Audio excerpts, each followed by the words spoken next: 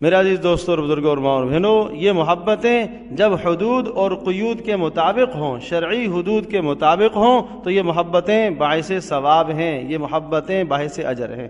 اور اگر یہی محبتیں شرعی حدود سے نکل جاتی ہیں، حضرت صلی اللہ تعالی وسلم کی تعلیمات سے ہٹ کر یہ محبتیں اختیار کی جاتی ہیں، تو یہ محبتیں پھر آخرت میں انسان کے لیے وبال جان ہیں، آخرت میں انسان کے لیے عذاب کا ذریعہ ہے۔ آپ علیہ الصلوۃ والسلام کا یہ بھی ارشاد ہے، المرء مع من احب، آدمی کا حشر اسی کے ساتھ ہوگا جس کے ساتھ وہ محبت کرے گا۔ اگر کسی سے ناجائز محبت کر رہا ہے، کسی کافر سے محبت کر رہا ہے، تو قیامت کے دن اس کا حشر کافر ہی کے ساتھ ہوگا۔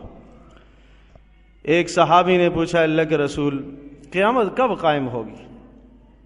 نبی علیہ الصلوۃ والسلام نے ارشاد فرمایا، اچھا قیامت کا تو نے سوال کیا ہے، تو تو نے کیا تیار کر کے رکھا ہوا ہے قیامت کے لیے جو یہ پوچھ رہے ہو؟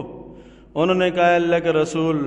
میرے پاس نمازیں تو بڑی بڑی نہیں ہیں، اور میرے پاس بڑے بڑے صدقات اور خیرات تو نہیں ہیں، اور میرے پاس راتوں کا قیام اور قرآن مجید کی تلاوت اور حج اور عمرے اور بڑے بڑے اعمال تو نہیں ہیں، البتہ دو چیزیں میرے پاس موجود ہیں، ایک اللہ کی محبت، دوسرا اللہ کے رسول کی محبت، بس یہ دو محبتیں میرے پاس ہیں۔ آپ علیہ السلام نے ارشاد فرمایا، المرء مع من احب، آدمی قیامت کے دن اسی کے ساتھ اٹھایا جائے گا جس کے ساتھ وہ محبت کرتا ہے۔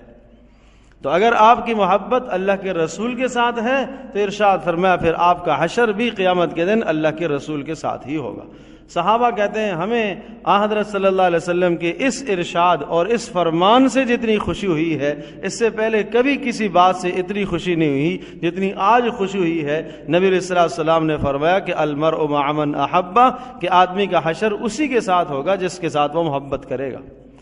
تو میرے عزیز دوستوں اور بزرگوں اور ماں اور بہنوں، یہ مضمون میں نے اس وقت اس لیے اختیار کیا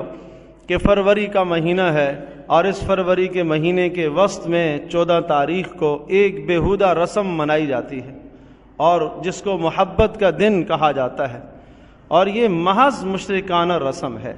یہ رومیوں کا تہوار تھا، مشرکانہ تہوار تھا۔ وہ 14 فروری کو اپنے دیوتاؤں کے نام پھول نچھاور کیا کرتے تھے، اور پھر یہ بڑھتے بڑھتے یہ رسم اس طرح سے آگے چلتی چلی گئی کہ اس دن کو نوجوان لڑکیاں وہ حسین و جمیل خوبصورت پھول تیار کر کے لاتی،